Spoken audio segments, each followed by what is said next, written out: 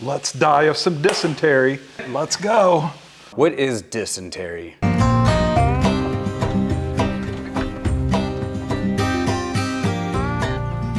Welcome back, everyone. I'm Chip, a historian here at the Oregon-California Trails Association. Today, I'm joined by Travis, my boss, and the association manager here at OCTA.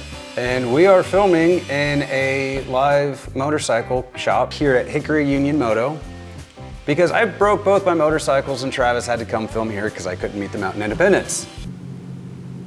I ordered the wrong chain. But now Travis and I are here after they stopped using power tools. Travis and I are here to play the original Oregon Trail game. If you have a certain age, a millennial, when you hear the term Oregon Trail, this game is gonna be the first thing that probably pops into your head. And as a public historian, there's nothing wrong with that. That's actually kind of dope because that means you're already familiar with the story of the Oregon Trail and of Western expansion and immigration in the 19th century. I don't know about you, but I died of dysentery many a times. I think this is one of the most brilliant pedagogical things done in the 80s and 90s. If we had half that innovation in education today. There is a website that allows you to play all the different versions of the game, including the Yukon Trail, which is the sequel to it. We are gonna play the Oregon Trail Deluxe version, mainly because I don't wanna do DOS prompts. I remember how to do them, but I don't want to. Also, we don't have a number pad and it makes it easier and things like that. If you are interested in the history of the Oregon Trail game itself, how Prince became a big fan of it, and the game's lasting impact, there's a great documentary here on YouTube by the gaming historian about the Oregon Trail game that we will link down below and up here as well. Now with that all out of the way, let's go ahead and get started. So like I said, we are going to play the deluxe version, which is also in color. All right, play game. Yay! It's a live shop. They're gonna be working on motorcycles in the background. Here's our list of legends. Oh, I should be sublet. You don't want to be Elijah White, do you? All right, well, we'll start with the introduction.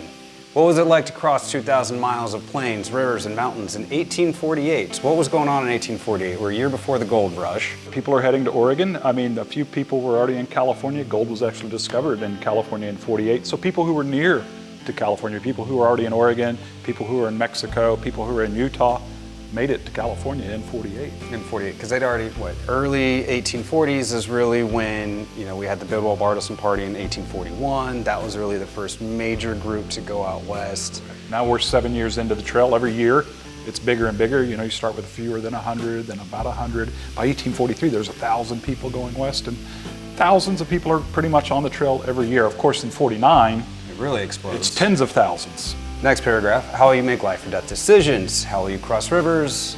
How much and what kind of supplies will you be taking along the trip? The Oregon Trail poses these and other exciting challenges. If for some reason you don't survive, your wagon burns. I don't know how often that was. Thieves steal your oxen, you run out of provisions. That happened more often than not. Well, more frequently. You died of cholera. Don't give up. Unlike the real life pioneers of 1848, you can try again because it's a video game. On Independence to the Willamette Valley. There we go, so we're gonna start. Travel the trail. All right, choose your occupation. You're taking the lead on this one, I'm just narrating. Boy, let's see here. I think I need to be a man with skills. I'm gonna be a blacksmith. And we've got, looks like, a wife and 3 kids. I don't know, you got 4 other people in your wagon party. So now we have $800 to start with, and we need to load up on supplies before we leave. At Matt's General Store, which I guess is gonna be an Independence or, could be Jim's Bridger General Store. If it was a little later, that was the 1850s. And you can watch our other video on that. And in Westport. And in Westport, which became the Trailhead a little later. A unique thing about the Kansas City area, there are 2 major routes of the combined Santa Fe, Oregon, and California Trail that come out of this area. Independence route was an older route established in 1827. This route was a little later, 1834-ish, thereabouts, maybe a little earlier. The Westport route, and I'm walking west along what was the Westport route. How many oxen would they be taking? Let's say a middle-class family that is feeling the need to move from Illinois to Ideally, you're going to want at least 2 oxen to pull your wagon. Better yet, to have 4, just in case, one comes up lame, one gets stolen, and things happen. And there's not a lot of opportunities, especially in the earlier years, to replenish because there aren't a whole lot of forts or towns along the way. So what I do know is that some ammo on hand is going to be helpful. Things break a lot. Probably ought to take extras of. I would clean them out on the, Yeah, take it all. You know, we can make do with our clothes. Probably going to take at least a half a dozen oxen with me. And that leaves the rest. Get to do some maths here. A little over. A little over. I probably ought to keep a little cash on hand. I was gonna say, do you want to zero out or do you want to keep a little something with you? Maybe a little more than that. All right, let's set out. I'm going to start off in April. No. You don't want to start too soon. First of all, if you start off in March, grass hasn't really started growing yet in this area. Then as now, it's more of an April thing. It can still be quite cold in March. There's a good chance you're going to hit a snowstorm, something pretty bad. April's, it can be dicey still. So here we go. Yankee Doodle. April 1st, 1848. Ooh, I don't know if I want to start that early. Oh, I think that's... well, we're married to it now. Let's go. That's supposed to be Independence Square in 1848. There you are. The original courthouse. Well, actually, that's the second courthouse. The original is a log cabin. It still stands on the Independence Square. It was built in 1827. Along the way, we're going to hit our first river here, but we can change our speed, rations, things like that as well. Here we are a week in. It looks like we're coming to the Kansas River already. That's our first major obstacle. Would you hit that about a week in reality? Yeah. I mean, if you're averaging 20 miles a day, Topeka's not that far. Topeka's about where you would cross. It wasn't a city yet then, but you do have a couple options when you get to Topeka. Then the game, you can either ferry across or you can caulk your wagon and float it across. We have those options. We can ford the river, caulk the wagon and float it, or spend $5. And this is why I saved a little money, because I knew there'd be some ferries to take along the way. So let's take the ferry. Here we go. Now, these ferries would have been run by some of the French Indians who lived along the way. This was, until 1854, Indian territory. And see, we made it safely. Okay. Oh, John has dysentery already. Not uncommon. What is dysentery? A waterborne disease that attacks your intestines and causes a lot of vile things to your insides to happen. Bad things happen to you in short order. A lot of times within a day or two, you could be 6 feet under. We won't go into the graphic details of what it does to you. Feel free to Google that. Another river crossing, right? The Big Blue River now. So the Big Blue River is kind of a famous place. 1846, the Donner Party gets stuck here for 3 days. One of the reasons they got behind. The river was flooded. They couldn't get across. So if you go to Alcove Spring today where they camped, you can see James Reed's signature carved in the rocks there. So what should we do here? What are our options today? It's 4 feet deep, 240 feet wide. So it's not terribly deep today, but let's just attempt to ford it. Here we go. Oh no. And we lost the wagon. We sunk. 3 members drowned. Oh, gee. Wow, this is a really disastrous trip so far. We lost 75% of the party and all of our oxen. Oh. Wow. And the 12th. So we've been gone for 11 days. So not even 2 weeks out, we lost. Wow. So, someone bury and mourn the dead. The whole party, everybody but you. Well, at least I survived. That's all that matters, right? It's just, can I get to Oregon? I'm not worried about them. Let's go. Because it was about an 80% survival rate. So about 1 in 5 would not make the journey. So now I got to get an ox. Oh yeah, now you're just kind of stuck. Yeah. Oh, you still have a steady pace apparently. Well, hopefully there's somebody to trade nearby. Oh, this is going to get dicey. We're going to have to trade all of our wagon tongues. We don't have any ox. I don't know what other choice we have. Yep, we're going to have to give We up can get some more maybe tongues at, Fort Bridger or Fort something. Bridger or Laramie or somewhere. Oh wait, it's 1848, Fort Bridger. What's going on in 1840? Well, we'll talk about that when we get there. It is one of the stops. Cruising along. Do we go a little bit quicker pace if we like? I'm just gonna cruise, because we're already down to 1,000 pounds of food and we're not quite to Nebraska yet. Here we come. Looks like Fort Kearney is in our windshield here. We got delayed. We took the wrong trail. Oh, how did you do that? Well, somebody told him to take the wrong cutoff in Nebraska where you can see where you want to go. Okay. Yay, they're grinding a seat post again. But we've reached Fort Kearney. So Fort Kearney is pretty much right in the middle of modern day Nebraska. If you're driving Interstate 80 anytime, going across Nebraska, you will pass the town of Kearney, and just south of there. Then as now, the fort exists. It's a state historic site today, so you can still visit it. But for the pioneers, for the immigrants heading west, it was a major, major milestone. You're now about 25% down the trail. It's a chance to get replenished. It's a chance to send and receive mail, to talk with others about what the conditions might be up and down the trail. Are there Indian attacks to watch out for? Are there bandits on the trail that might rob you? All sorts of good things you could learn at a place like Fort Laramie.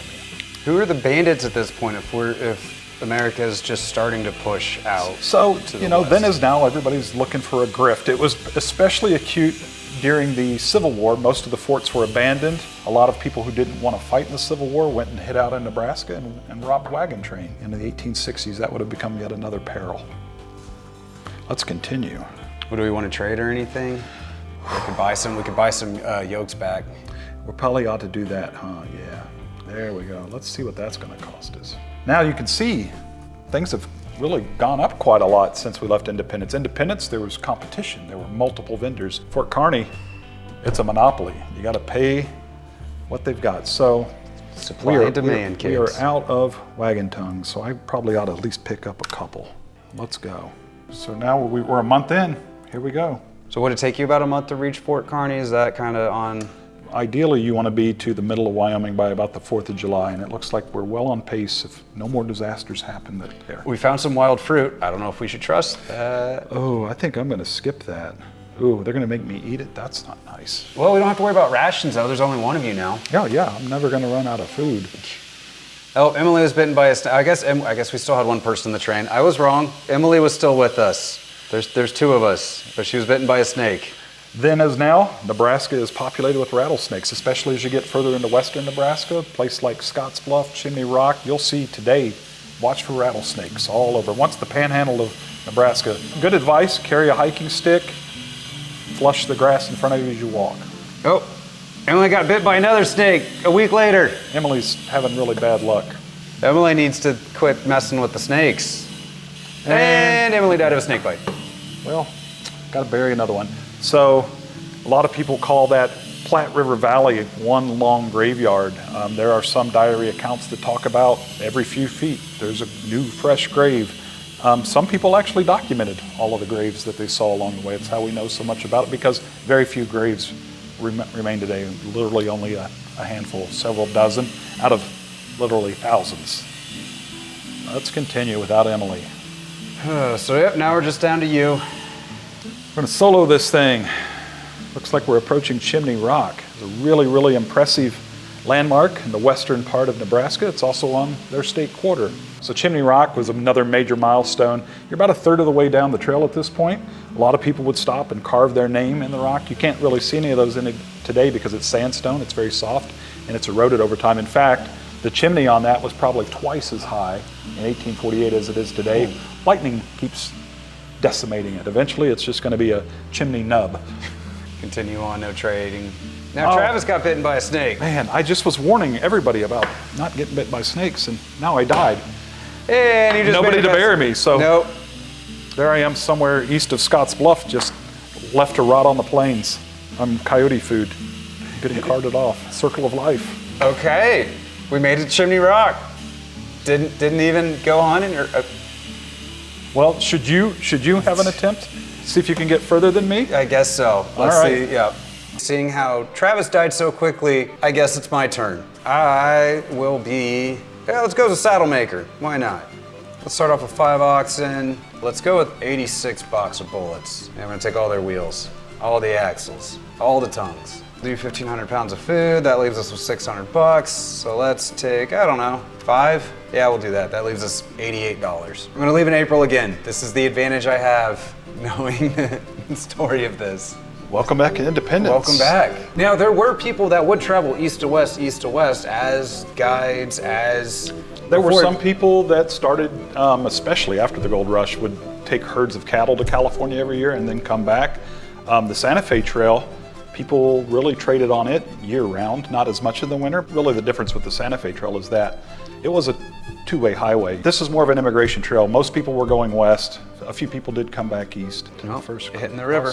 Most likely at the Pappin Ferry. The Pappins were Potawatomi and French, and they ran the ferry at what is now downtown Topeka. If you go to the train depot in Topeka, that's about where the ferry was. Well, fortunately you made it across the river. Good work. The Pappins are great with their ferry operation. Still trucking. In the second river, where you lost 75% of your crew and all of your ox. Oh, no. And we lost the wagon. We sunk. 3 members drowned. Oh, gee. Wow, this is a really disastrous trip so far. So most people in the 19th century did not know how to swim. Even though it was only 4 foot of water, it's a little of a swift river. You forded it, right? I did attempt. I attempted to ford it. Well, maybe I should attempt to caulk it then. Caulking the wagon being... You're basically taking the wheels off, sealing the box, and floating it across like a boat. So let's see what happens if we caulk it across this time. Probably a better decision so far. I mean, it's only 50-50 in the game. Yeah, you made it though. Hey! Already doing better than me. Nobody died, all right. No oxen lost. Nor the 75% of the humans I was with. I didn't like those people anyway, it's fine. Let them float down the river anyhow. They were complaining a lot. A handful of these people who were literate were taking journals and things with them along the way. Oh, we made it to Fort Kearney. We'll come back to the journal questions. Okay. All right, we're gonna continue at Fort Kearney. Oh, nope, all right, I didn't need a trade. I just continued on, never mind, didn't even rest. My bad. We're just trucking here. Yeah, we got deadlines to beat. We saw what happened last time. We heard the news somehow. I don't know what the percentage of illiteracy was in the 19th century. What I do know is that not many people kept journals, and of the journals that people kept, not many survived. We know of a few thousand, but some of those journals are very rich in detail, and we can learn a lot from them. There were a lot of letters that went back and forth, places like Fort Kearney, Fort Laramie, Fort Bridger, Fort Hall. You were able to mail back or receive mail. People knew that you were going to be out the trail, and there were people riding out ahead. So now we're approaching Chimney Rock. With no snake bites. No snake bites yet. Really good luck so far. Decent D20 rolls, all right. Let's trade with some folks at Chimney Rock. Let's see what we got. Well, we don't really need anything. Yeah, we're good, actually. We're just gonna keep going. Because what's going to be the next spot after Chimney Rock in 1848? Probably Scotts Bluff is the next major landmark. The Roubidou family had a blacksmith shop set up here at Scotts Bluff, if you were to have a broken wheel or something. Joey got lost. We lost one of the party. Looks like you're coming up to Fort Laramie next, which is in eastern Wyoming. Actually built by William Sublette, originally called Fort William. William Sublette being the famous fur trader with the American Fur Company. First person to take wagons over the Oregon Trail in 1830 over South Pass. Probably need some food because we've used half of it. Let's trade for some food. Yeah, you're not even halfway down the trail yet. Can I trade for food here? Pounds of food. Let's try to get 100 pounds of food. Let's say 200 pounds of food. 400 bullets. I have 1,700 bullets. I think that's a fair trade. I think that's fair. Oh, we needed some food. How about we hunt for some food? It's the Oregon Trail. We're supposed to hunt, right? Yeah, you're in the land of antelope now. Right. So nice. So this one's just a mouse. Look at you got the bison. We'll just take one and bison. Some squirrels. The one buffalo will be enough food. Probably shouldn't get too greedy. Yeah, you don't want to. We saw what happened with that. You don't want to drive them to the point of extinction or anything. God forbid. 275-pound buffalo and you can only take 200 pounds back, and I used one bullet. I'd say it's rather efficient. Your strategy is not to use all your ammo, just randomly shooting at the bison you see along the way. Ooh, pick up the pace, Picante. Yeah. Just as he enters the mountains, he decides to go strenuously. We'll get to him quicker, that way we can spend longer having to fight through Hey, him. it's your wagon train. I'm just here to observe. We had a fire, 4 sets of clothing, 450 bullets, and 1 axle. Could you imagine I already lost an 450 ox a bullets couple catching days on fire all at once? That would be a very bad day to have the munitions catch on fire. How would wagons catch on fire? We'll come back to that question. We're at Independence Rock now. So Independence Rock, typically around the 4th of July, you'd arrive there. Today, Independence Rock is covered in thousands of immigrant signatures where they've engraved their names into the stone. It's right there on the Sweetwater River. It's the river you're following up to South Pass to go over the Continental Divide. So this is another major monument on the trail, very near a place called Devil's Gate. Really important site related to the Mormon exodus called Martin's Cove. So this is a really historically significant part of Wyoming and the Oregon Trail video game. Let's talk to some folks here. Then as now, it's pretty desolate out there. Right. She carved her name up on the side of Independence Rock near the top. There are hundreds of names up there. The oldest one were carved by mountain men and fur trappers. Famous names like Fremont, Bonneville, and DeSmet. So Fremont, of course, the famous congressionally hired explorer, Bonneville, another one of those. DeSmet was a Catholic priest who was spreading religion to the native peoples. All right, we're trucking along here at strenuous pace, just outside of Independence Rock. May 31st, 1848, heading into June. So we're 2 months into this. Way ahead of schedule. As I said, 4th of July is a good target to get to Independence Rock, and you were there by June. So here we are. You're at the top of the Rockies. Immigrants didn't really know that they were heading over the pass because it's 20 miles wide. It's a gentle slope, very easy to get wagons over. But they did notice 2 things. a spring with a stream flowing east and a spring with a stream flowing west, very near to each other. And that's how they knew they had crossed the Continental Divide. That stream flowing west is called Pacific Spring. It's a good place to get Rocky Mountain tick fever or beaver fever. I know 2 people that acquired both right there. In the 21st century. Yeah, about 15 years ago while we were filming there. So be careful drinking the water and check for ticks. Same issues today. Well, let's talk to some folks in the South Pass and see if they say anything. We're going to talk to some natives. So probably going to meet the Shoshone. The Wind River Reservation is very near there. The Shoshone were there. Chief Washakie was very helpful to immigrants there. He was the chief of the Shoshone at that time. So that's probably who you're talking to. Well, our chief is sharing with us that when the white men first crossed our lands, their wagons were few. Now they crowd the trails in great numbers. The land is overgrazed with their many animals. Do you white men still live east? My people talk of moving. And that would become a bigger problem, especially after gold's discovered in 1849 already. You know, the water is being spoiled because people didn't understand germ theory. They didn't know about that, so they're doing their bodily functions in the same water they're drinking, thus giving themselves things like cholera and dysentery. But at the same time, they're overhunting, their livestock's overgrazing, and it's starting to negatively impact the native peoples who live there. So tensions are increasing, hostilities are increasing, and more conflict starts to happen in the next couple of decades. All right, which way do we want to go? Do we want to go to Fort Bridger to supplies, or do we want to take the shortcut to Green River? So most people would continue down to Fort Bridger as an opportunity to resupply, but you're going pretty far south just to go north again, and a cutoff existed that could save you a couple days, but it's desert, there's no water, and there's no chance to resupply. So save a few days, take a chance of running out of water and running low on supplies, or take a few extra days and go to the beautiful fertile valley where Fort Bridger sits and add a few days to your trip. That's your choice. Seeing as we're a month ahead of schedule, I think we can head to Fort Bridger. Good, we can go see what Jim's up to. Well, he'd sold it 1848. Had it been sold, or is Jim Bridger in... I think he's still there. Oh, Mary's got typhoid. Typhoid Mary's on the journey. It's cool. A day later, we reach Fort Bridger. We'll see, we're gonna rest here. Just let Mary, recover from her typhoid. We'll rest for 3 days. See how she does. Is she gonna recover? We're gonna have to bury her. I mean, we could just leave her lying on the plains. I mean, yeah, sometimes I just leave them lying on the plains, let the animals take care of it. Oh, we got Purple Mountains here, Fort Bridger. Look at our wonderful pixel art. John as well again. John had cholera. Oh, okay, John had cholera. He recovered. He recovered, there you go. This is during 1848. We have a cholera epidemic at this time. 1848, there's a major cholera epidemic that comes out of India. A ship heads to Ireland. Of course, it's the potato famine, so all the Irish get sick, and they're landing in places like New York, New Orleans. Now you're late 1848, New Orleans is decimated. By the spring of 49, it's in St. Louis. St. Louis is decimated. By 1850, Sacramento is full of cholera, and fully 25% of the people in Sacramento and St. Louis died during those cholera epidemics. 25%? Yeah. 1 in 4, wow. Yeah, we gotta cross the river. It is 400 feet wide and 20 feet deep. I'm gonna take a ferry. Yeah, there's a Green River Ferry.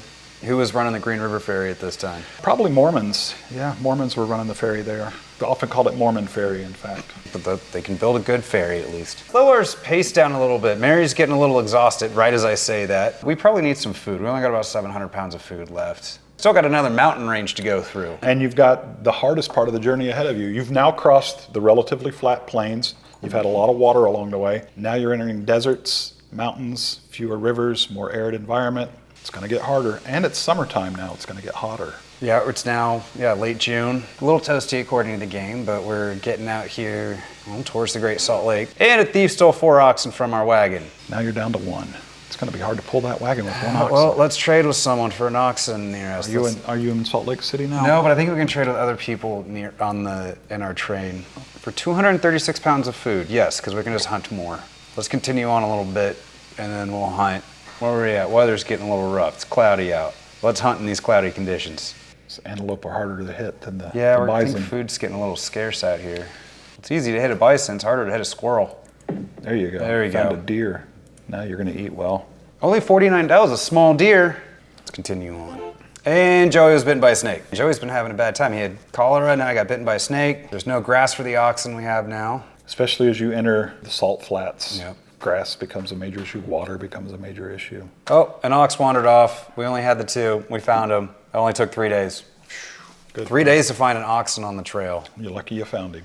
But we are coming up to a small party. Looks like north of Salt Lake. Oh, Joey's bitten by a snake, and Beth has a broken leg. Man, July 16th was a bad day. Oh, we got to Soda Springs. So now you're in what's now Idaho. Soda Springs is a really neat place to visit. Every hour or so, the geyser goes off there. There's a golf course in the town of Soda Springs today that has wagon ruts right across the golf course that lead down into the reservoir. Oh, now we're at Fort Hall.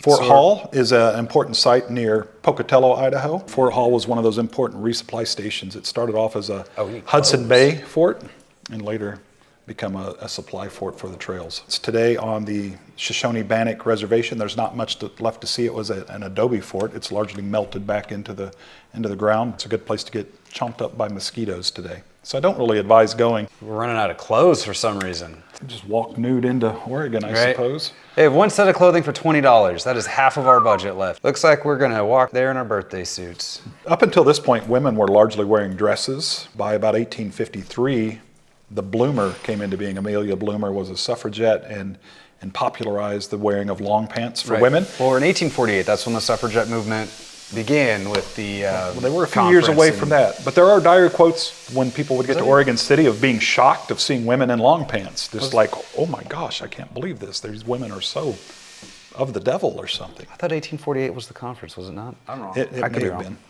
But I do know by 1853, thereabouts, bloomers became a popular garment on the trail. We're hitting fog and we've run out of water. So now you're following the Snake River, and the problem with the Snake River is it's down deep in a gorge, so it's really hard to get water. And the trail is impassable. We have run out of water and we are suffering from exhaustion. You're about 3/4 of the way? Yeah, I mean, there's no turning back now. It's been 5 days now and we're find water. Still no water. Nope, Joey got sick and died. We lost one. All right, well, we had 5, so statistically we're right where we should be. We're still running low on water, rough trail. We're what now, middle of August. We're hitting fog. It's the summer. It's going to get brutally hot there. John is sick with typhoid and we lost an ox and we're in fog. I think we used all of our luck in the beginning. We got another sick ox. Man, our oxen are not doing well. And we lost an oxen. We should probably slow down a little bit. A grueling pace will definitely affect your oxen's health. Oxen can travel at about... We've been at a steady... Oh, we can't slow down anymore. We're at a steady pace. So you're at 2 miles an hour for your typical oxen. Mules and horses can obviously go faster, but they're not as hardy and they can't eat a lot of the stuff that the oxen can eat in a desert-like environment. Do I only have one ox now? I only have one ox now. Oh, that's why he's sick, because he's over... all right, let's see if I can trade someone for an ox on the trail. I doubt it. Nobody's got an ox to spare. This could get see if bad. There's a mule, perhaps a horse. Your only ox is sick. You must get another ox to continue. Trade for an ox. It's my only option. You don't really have a choice. We lost the trail and there's no grass. All right, cool. We made it all of 3 days, but now we're in September. We are now at the Snake River crossing. Typically you would cross at a place called Three Island Crossing. Today it's a state park and it was a very treacherous crossing. It's called Three Island Crossing because in the middle of the Snake River there are 3 small islands. There was a reenactment there, 15 years or so ago, where they were using mules to cross the river and there was a catastrophe. Wagon capsized, mule drowned. They don't do the reenactment anymore. It was treacherous then and it's treacherous now. So this is that was recently that they lost 15 years or so ago. So good luck. And the river is 1,000 feet wide, but 6 feet deep and very swift. So I feel like if we caulk it, you could get swept downstream. But if it's remember, too deep to ford it. I don't have enough clothes to hire a native guide. Our only option, I guess, is to really caulk it. So the people behind the camera are literally biting their nails right now. No! Catastrophe has struck. Nobody was injured and you recovered all of your supplies. Rolled a nat 20 on that one. No, we didn't. I would have been able to cross it. I would have rolled, actually, that's incorrect. Got a nice recovery save there. And soon you're going to come to a place called Farewell Bend. You're going to say goodbye to the Snake River and you're going to start crossing the high deserts of eastern Oregon and you're going to come to the Blue Mountains, which are fairly insurmountable.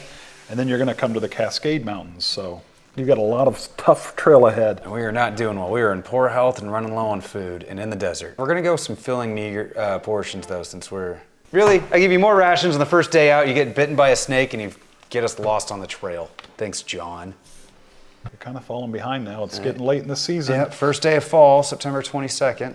We've run out of grass again for the oxen. We're almost to October now. You are in sagebrush country now. We've been moving at a steady pace this whole time. We were ahead of schedule. Now we're just kind of... I mean, coming up on the Blues and the Cascades in October, it can absolutely be blizzards. And we're running out of food. I'm down to 60 pounds. We're gonna have to hunt again before we get to this fort. There you go. That'll replenish your supplies. Whoa, 500 pounds from one bullet. We can only carry 200 of it. And we lost. You're walking the whole way, 20, 25 miles a day. You're probably burning 6,000 calories a day. Nope, we're stopped. Why did we stop? An ox is sick and we've run out of water. Oh boy. I have to get another ox to continue. For $38, that leaves me with 12. What other option do I? No, I'm sorry, that leaves me with $8. And we got bad water and the trail is impossible. And we're hitting Oregon in the middle of October. And you've got 2 mountain ranges to cross. This is dire. We were doing so well. Gotten some of your members of your wagon train to die earlier, you wouldn't be going through so much food. Wow, says the guy who didn't even make it past Chimney Rock. Yeah, just kill them off. It's less dead weight to literally to carry with you. It's fine. I don't think there's much out here to hunt. I said that last time when we had a bison walk onto the screen, but... Don't miss. What was that? Got it. There we go. All right. 37 pounds. Whoa. You will eat for a day. Go, go, go. Look, we're just trying to get to the fort. Maybe I can trade something for money. I mean, how often were people getting stuck and just wintering at forts? And I mean, it happened every now and again. Probably one of the most famous stories is the Mormon Battalion in 1846-47, a Sikh detachment that wintered in Pueblo, Colorado. Oh, Mary was bitten by a snake. Beth was bitten by a snake. We've got a lot of snakes out here. It's getting cold. They're going after anything that's warm. John died of a snake bite. Oh, and we're down to 19 pounds of food. Well, John won't be eating his share, so. Ox died. Oh no, not another one. You're gonna need some manpower, some ox power to get over these mountains. Right. Mary is well again. No grass for the oxen. Beth is well again. The oxen? There's no grass anywhere. And now she's got cholera. And we're out of food. We are out of food. So what would they start eating in these situations? Shoe leather, tree bark, pine cones? Absolutely everything, yeah. There's just Leaves, nothing there. roots, berries you could find. I'll give it another couple of minutes. If now we're gonna have to try to just make it to the fort. Now we're in November. We're 10 days into November and we have yet to reach, and Mary died of cholera. Oh boy. She died quick, 7th to the 11th, only 4 days. 4 days is kind of a long time. Is it for cholera? It can be. I mean, 2 days could. Wow, I didn't know it was that. It's a fast acting. We're in Boise. Oh, you've just made it to Boise. I thought you were already in Oregon. No. Oh my goodness. They have no food. Okay. Get ready to pay high. I have price. $8. Let's see if I can sell stuff, trade stuff. We are not gonna do well here. This is rough. I've got 1 ox, 800 bullets still. Yes, you can have 113 bullets. Can we get an ox? Let's see if we can get an ox. Yes, takes me down to 500 bullets. I got an ox and I got some food. Let's try to hunt outside of the fort, maybe get some more food for ourselves. There you go. Nailed him. All right, we got 2 of them.